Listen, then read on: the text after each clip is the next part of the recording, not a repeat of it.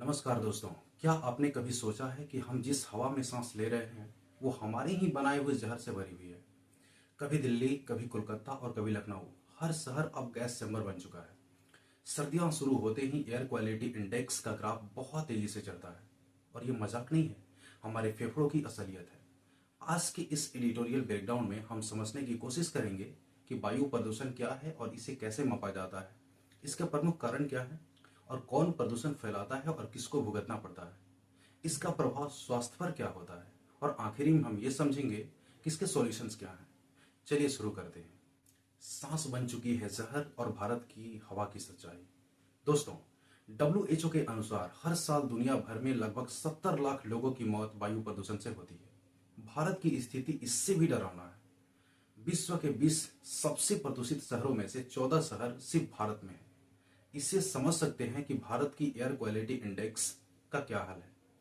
हाल ही में कोलकाता और दिल्ली का एयर क्वालिटी इंडेक्स 350 के पार चला गया, जो कि बहुत ही प्रॉब्लमेटिक होता है। इसका मतलब है कि हवा में मौजूद डस्ट पार्टिकल्स और रसायन सीधे फेफड़ों को नुकसान पहुंचा रहे हैं। एयर क्वालिटी इंडेक्स 6 तत्वों से तय होता है: PM2.5, PM10, nitrogen dioxide, sulphur dioxide, carbon monoxide और ओजोन। एयर क्वालिटी इंडेक्स का ग्राफ अगर 0 से 50 है तो हवा अच्छी है, अगर 51 से 100 है तो स्थिति सामान्य है, अगर 100 से 200 है तो स्थिति ठीक ठाक नहीं है, अगर 200 से 300 है तो स्थिति बहुत खराब है। लेकिन अगर एयर क्वालिटी इंडेक्स 300 से ज़्यादा है तो हवा बिल्कुल ही जहरीली है। और आज हमारे बड़े शहरों में एयर क्वालिटी इंडेक्स का ग्राफ अस्थायी रूप से 300 से ज़्यादा हो चुका है। हम उस हवा को ले रहे हैं जो बिल्कुल ही जहरीली है। मतलब साफ है कि हम रोजाना अपने ही फेफड़ों को धीरे धीरे स्मोक चेंबर बना रहे हैं। भारत में वायु प्रदूषण के कई स्रोतों से आता है, लेकिन 5 उसमें मेन है। पहला है फसल अवशेष जलाना। हर साल अक्टूबर नवंबर में पंजाब, हरियाणा और पश्चिम यूपी में किसान धान की पराली जलाते हैं। यह धुआं उत्तरी भारत की हवा में मिलकर PM2.5 और PM10 लेवल को कई गुना बढ़ा देता है। सर्दियों में हवा की गति धीमी हो जाती है और जिससे यह धुआं ठंडी परत के नीचे फंस जाती है और शहर गैस चैम्बर बन जाता है। दूसरा है वाहन से गैस उत्सर्जन। भारत में हर साल करीब करीब 3 करोड़ से ज्यादा नई गाड़ियां सड़कों पर उतरती है। डीजल वाहनों और पुरानी बसों से निकलने वाला धुआं नाइट्रोजन ऑक्साइड्स और कार्बन मोनोऑक्साइड्स बढ़ाता है। यह प्रदूषण का लगभग 30 से 35% हिस्से के लिए जिम्मेदार है। तीसरा है सीमेंट, थर्मल पावर प्लांट और ईंट भट्टों से उड़ने वाली धूल शहरों की हवा को भारी बनाती है। निर्माण स्थलों पर बिना ढक के मलबे से लगातार PM10 जैसे कण बनते हैं। अगला है घरेलू प्रदूषण। आज भी हमारे भारत में ग्रामीण इलाकों और शहरी गरीब इलाकों में लाखों लोग ऐसे रहते हैं जो लकड़ी, कोयला और गोबर जलाकर खाना बनाते हैं। WHO कहता है कि घर का धुआं सड़क के धुएं से कहीं ज्यादा खतरनाक है। और सबसे लास्ट पॉइंट है कचरा जलाना और पटाखे फोड़ना। त्योहारों के दौरान पटाखों का धुआं और सर्दियों में कचरा जलाने की प्रथा हवा के लिए डबल वार साबित होती है। यहाँ सबसे बड़ा सवाल यही है कि प्रदूषण का असली बोझ कौन उठाता है। वैसे अमीर तो एसयूवीज चलाता है, एसी में रहता है और एयर प्यूरिफायर लगाता है, लेकिन गरीब वर्ग जो सड़कों पर काम करता है, रिक्शा चलाता है, झुग्गी झोपड़ियों में रहता है, वही सबसे ज्यादा सांसों झर खींचता है। अर्थात प्रदूषण सिर्फ पर्यावरणीय नहीं बल्कि सामाजिक अन्याय का भी मसला है।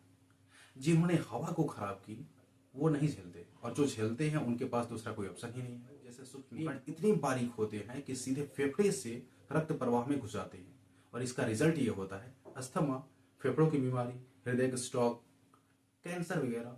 बच्चों में फेफड़ों का कमजोर विकास। करंट की स्टडी के अनुसार दिल्ली के बच्चों के फेफड़े क्लीन सिटी के बच्चों की तुलना में 25% कम विकसित होती है। यानी हम अपने बच्चों को कम से सांस लेने वाला भविष्य दे रहे हैं। वायु प्रदूषण से निपटना आसान नहीं है, लेकिन हाँ, उतना असंभव भी नहीं है। समाधान 3 स्तरों पर होना चाहिए, जैसे तकनीकी हुआ, नीतिगत हुआ और सामाजिक हुआ। पहला हम बात करेंगे कृषि समाधान। किसानों को पराली जलाने के बजाय उन्हें ऑप्शंस दी जानी चाहिए, जैसे हाइबिसीडर और बायो डिकम्पोजर जैसी तकनीकें उपलब्ध कराई जानी चाहिए, जिससे पराली के टुकड़े करके फसलों के लिए प्रोडक्टिव बना सकते हैं। केवल जुर्माना ही समाधान नहीं है, बल्कि सहायता और प्रोत्साहन भी जरूरी है। दूसरा है सार्वजनिक परिवहन और इलेक्ट्रिक व्हीकल्स। दिल्ली मेट्रो जैसे मॉडल को अन्य शहरों में भी लागू होनी चाहिए। जैसे इलेक्ट्रिक वाहनों का प्रचार तभी संभव हो पाएगा जब हर जगह चार्जिंग स्टेशन और सस्ती बैटरी दोनों अवेलेबल हो जाए। तीसरा है औद्योगिक नियंत्रण।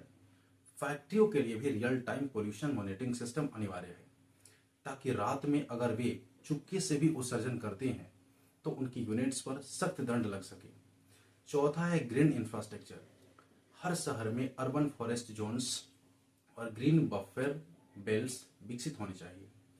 नई बिल्डिंग के परमिशन देने से पहले एक समझौता जरूर होनी चाहिए कि हर 100 वर्ग मीटर में एक पेड़ आपको जरूर लगानी है। पांचवा है जन जागरूकता, और सबसे बड़ी चीज है, सिर्फ सरकार ही नहीं बल्कि हम भी, ये हमारी भी जिम्मेदारी है कि कारपूल करें, अनावश्यक गाड़ी न चलाएं, कचरा और पत्ते न जलाएं, पटाखों से बचें।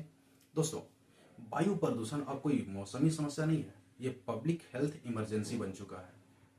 अगर आज हमने कदम नहीं उठाया तो कल हमारे शहर सांस लेने के लायक नहीं रह पाएंगे।